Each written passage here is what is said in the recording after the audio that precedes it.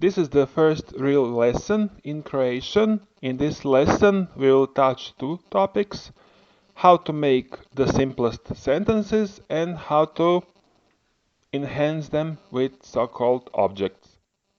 This corresponds to easycroatian.com chapters 2 and 3. First, usual disclaimers. This is not standard Croatian. This is not full standard Croatian. I won't teach you the exactly standard pronunciation, but a bit simplified pronunciation, which is common in Zagreb area. And I'm not a native English speaker, so probably there will be some bad English pronunciation and bad grammar once in a while. Okay, so let's get started. This is an illustration I found on the internet. I think there are many illustrations like that. It's always, English is always the small, cute kitten. And then you get some more uh, dangerous cat and bigger cat, and then you reach either a lion or a monster or something. And here, tiger is German grammar, and Turkish grammar is a lion. And if we would compare Croatian against other languages, where would we put Croatian? And I'd say it's a bit more complicated than German, so it's between German and Turkish. However, I wouldn't say Turkish is more complicated than German. I'd say probably German is a bit more complicated than Turkish.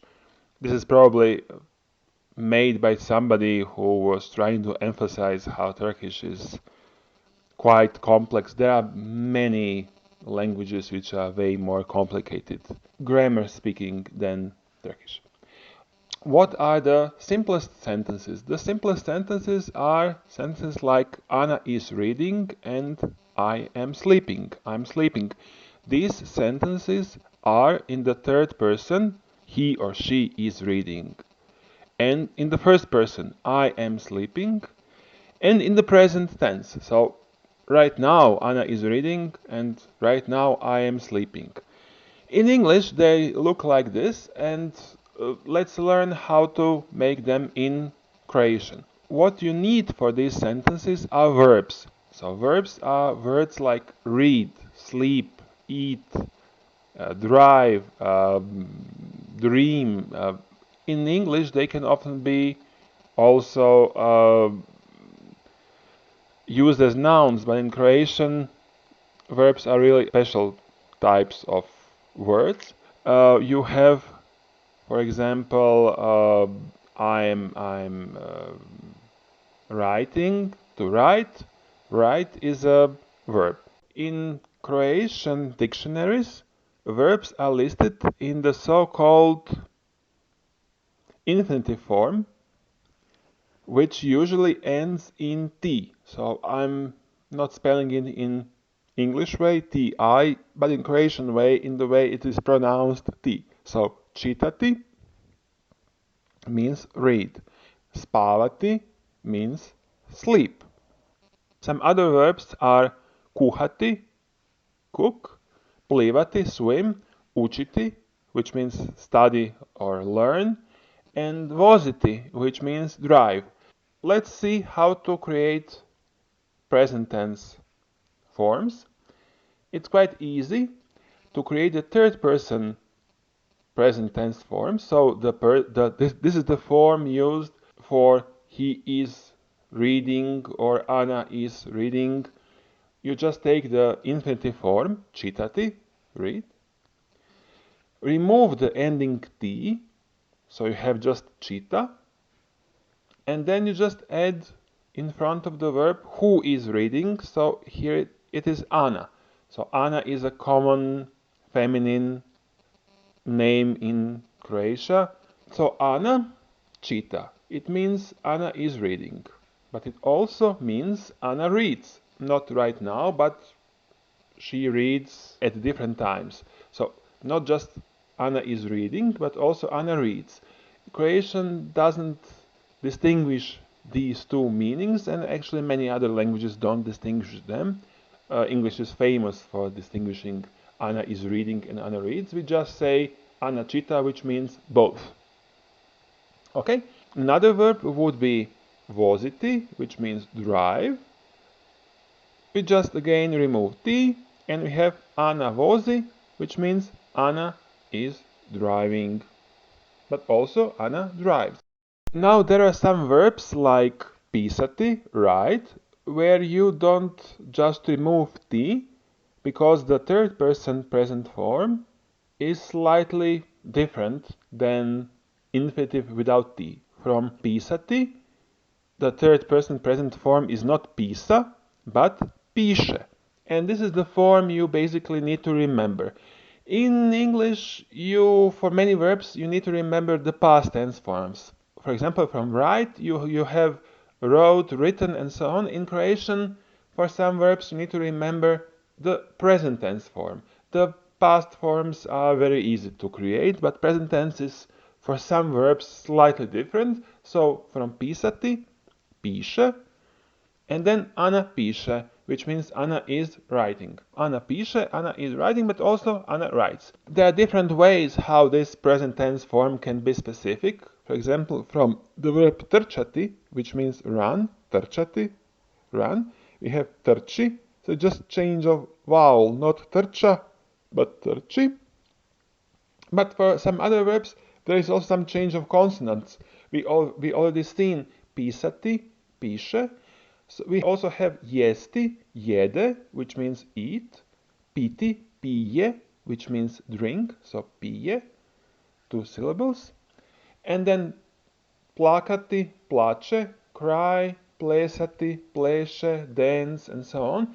And these forms are usually not random. You will see some patterns in them. So, for example, pisati, pisati, piše, plesati, pleše. S goes to sh. The end vowel is always e in Croatian spelling. You will notice patterns, but for start, it's best to learn these third person present forms by heart. So pisati, piše, it means write. Plakati, plače, it means cry. Plesati, pleše, it means dance, and so on. So these are present forms for the third person. But we also want the present tense forms in the first person. I am reading, I am writing, I am sleeping, and so on. We again start from the infinitive form, which is čitati, read. Remove T, we get a third person form čita, and then add an M, so čitam. Čitam is the first person present tense form, and that's it. This is the form you need.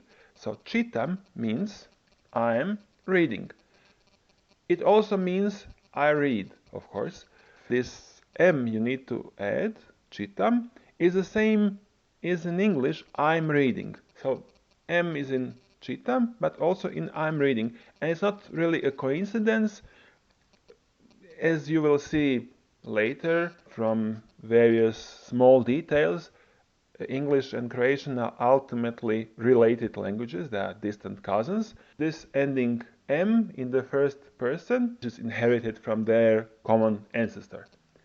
Čitam, I'm reading, but it also means I read. Another example, we take the verb piti, which means drink. Again, third person form we need to remember for this verb is pije, but the first person present tense is just pijem. It means I'm drinking. Pijem, I'm drinking. Also, I drink. And instead of names, Anna, Goran, and so on, you can use pronouns. On, which means he, or ona, which means she. So you say ona jede, she's eating. On plače, he's crying. And if you know the context, you can leave the pronoun out. It's normal in Croatian. So you can say just plače, which depending on the context, it means he or she is crying. After we have seen the simplest sentences, let's create slightly bigger sentences. For example, instead of I'm drinking, which would be PM, I want to say I'm drinking coffee. or she's eating an apple, or I'm watching a bird. And these words we have added to these sentences, coffee, an apple, a bird, are called objects. Let's learn how to add objects to sentences. The deal with objects is that they are both, in both English and Croatian, they are marked. And what does it mean? It means that for some words you need to somehow to mark the word that is used in object. So let me show you how it works in English. In English, you can say I'm drinking coffee. You don't need to do anything with the word coffee. But if you are watching some girl, then you don't say I'm watching she. Instead of she, you need to use another form, her. I'm watching her. If you want to use she as an object, then you need to use another form, her. And it's the same in Croatian, but in Croatian more words are marked. For example, the word for coffee would be also marked. Let me tell you how it works. I'm drinking coffee. I'm drinking is pijem. And then the word for coffee is kava. Kava ends in a. And if you want to use this word as an object, you need to change this a into u. Pijem kavu. Kavu.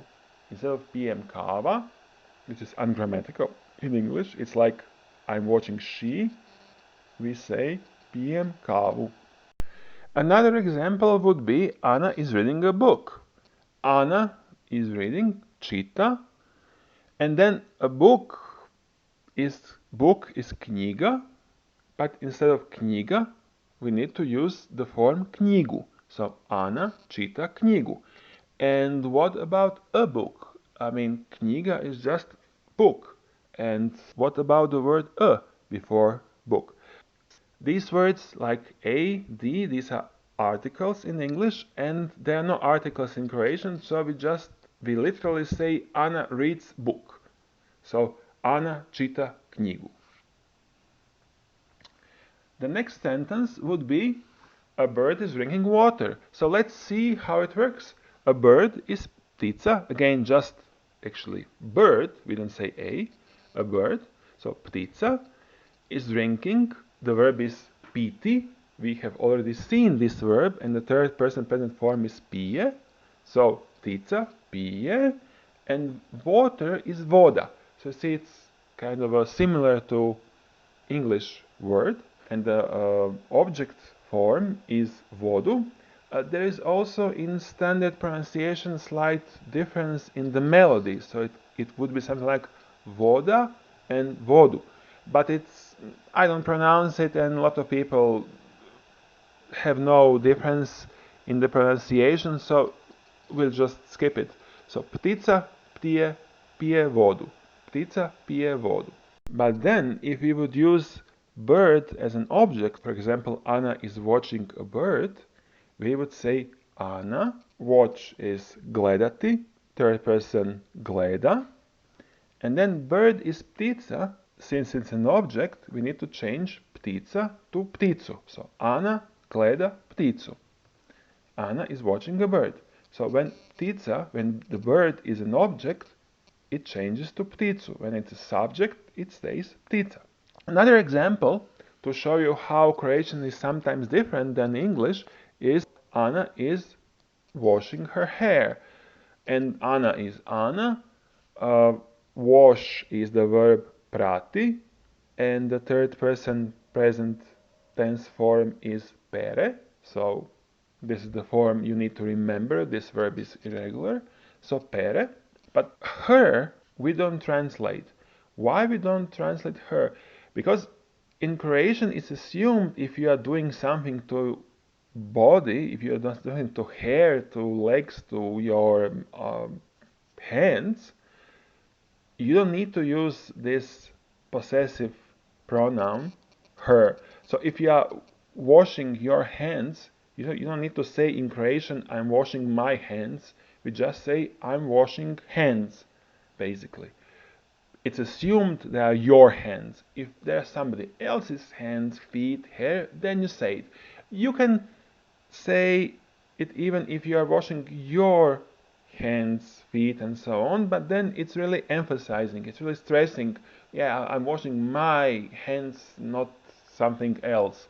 So we just say Anna is washing hair, literally. We don't translate her, and hair is kosa.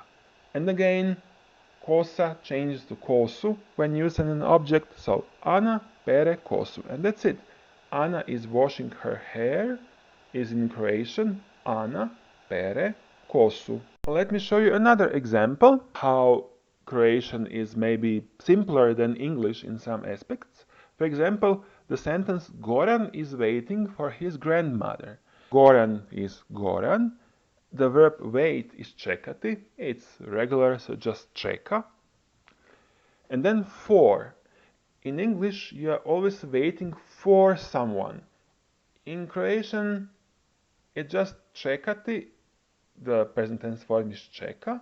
And then object. We don't need that many these small words which are called prepositions in English. So waiting for, listening to. We just say wait, object, listen, object, literally in Croatian. So we don't translate for, we also don't translate his, because I said it's assumed it's your feet, it's your hands, it's your hair, and it's also assumed it's his grandmother. I mean, you can say it, but it's unusual. We just say Goran, čeka, and then the word for grandmother is baka. Again, we need to change this word into the object form, so Goran čeka baku. And that's the sentence in Croatian. So instead of, in English you have Goran is waiting for his grandmother. In Croatian, just Goran čeka baku. Only three words. One word, a verb, and another word which is an object. We had sentences like ptica pije vodu, Ana gleda pticu, but if Ana is an object, then it also changes. It applies also to personal names. So every noun which includes personal names exists in different forms in Croatian. So the default form is Ana and ptica, but an object form is pticu and Anu. So Goran gleda Anu. And the first word, the first form is called subject, and then there's a verb, and the word after the verb is object, and this object must be in this special form, which in this case is just change of the last letter. The default form used as a subject is called nominative, and the form used for objects, it's called accusative. So nominative and accusative, and these are two cases in Croatian. These are the famous cases. Cases are basically forms of a noun, a pronoun, adjective, and that's it, basically. Words like nouns, like bird, water, and personal names, they have many forms, but there's one default form called nominative form. This is the form that is in dictionaries and the form you think about when you think about something. But when you use it in an object, you need to change it into the accusative form. And these words, nominative, accusative, they are long words, and they're usually abbreviated. I abbreviate them as N and A. Subject is N, and object is A. So, and these are two cases, nominative and accusative, N, A. And I think this is the most important slide in this video, when the objects are used and how they are marked. They are marked by changing the last A to U. So A, U. Of course, if for some other words the change is different or there's even no change, and I'll show you in the next lesson how to mark other words to be used as an object. There are two more useful words which can be used in sentences, which are još, still, and već, already. They are used normally before the verb. You have pijem kavu, I'm drinking coffee, and if you want to enhance these sentences a bit, you can add još. So još pijem kavu means I'm still drinking coffee. Još pijem kavu, I'm still drinking coffee. Somebody asks you what are you doing? I'm still drinking coffee. Još pijem kavu. I haven't started doing something else in the morning, if you drink coffee in the morning. But you can also use the verb već. It means already, and you also add it before the verb. This is the normal place to add it. It's not really mandatory, but this is the most common place. So Goran spava, Goran is sleeping. We'd say Goran već spava, Goran is already sleeping. He is already sleeping. On već spava, Goran već spava. Okay, and that's it for this lesson. Was it too complicated? I don't know. You need to decide. It's definitely slightly more complicated than English grammar, but I don't think it's a real difference between a kitten and a lion. It's more like kitten and some slightly bigger cat, but not lion or the tiger. But it's definitely more complicated than German, and you will see later why. It's not because of the cases, and it's complicated for completely different reason.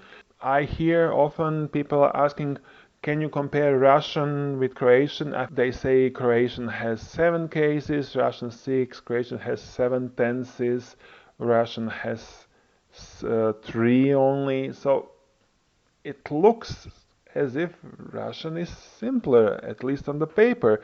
And I mean, I really don't speak Russian. I have only some really basic knowledge about Russian, but Russian and Croatian and some other languages like Polish, Czech, Slovak, Ukrainian, Slovenian, they are really close cousins, so many things are similar, but I think Russian is in many aspects a bit more complicated, especially for an English speaker. Let me show you 2 examples. For example, the word for water is voda in the nominative form, and in accusative is vodu. In standard pronunciation, it changes its melody a bit, so it's something like voda, vodu. But many people don't have them in their dialect. I don't have them either. So, and we are used to all kinds of pronunciations, so it's really not that important, and that's why I don't teach you such changes in melody, because you can be understood without it, and you don't need it while reading text and writing. So in Russian, it would be something like this, which is they use the Cyrillic script, but we can spell it also in Latin, and they look exactly the same as in Croatian. I mean, what's the difference? And the difference is that in Russian the place of stress changes, and with the place of stress, the pronunciation of previous syllables changes, and in nominative, in Russian it sounds something like vada, and in accusative it's something like vodu. So vada, vodu. And I'm not really sure it's simpler than Croatian. And the problem is the place of stress, it's not marked in writing. You just need to remember for this word voda, voda in Russian. So it's a bit more complicated. It's not 10 times more complicated, but I think it's one step more complicated. Another example with the Croatian words for he and she are on and ona. In Russian, they're just spelled in the Cyrillic script, but if you spell it in Latin, they look the same. However, again, Russian word for she is really stressed on the last syllable, and it's pronounced like ana. So on, ana in Russian, while in Croatian it's on and ona. Again, in Croatian there is some small change in the intonation of the words, but it's not that important. In Russian, it's really important. So it's for many words and for many expressions in Russian, there is always this additional thing somebody needs to learn compared to Croatian. And that's why I think Croatian is a bit more simpler, especially for the English speaker. And that's it for this episode. In the next episode, I have a dog. I don't have a dog. What is Anna doing? She's drinking beer. I never drink milk, and many other things.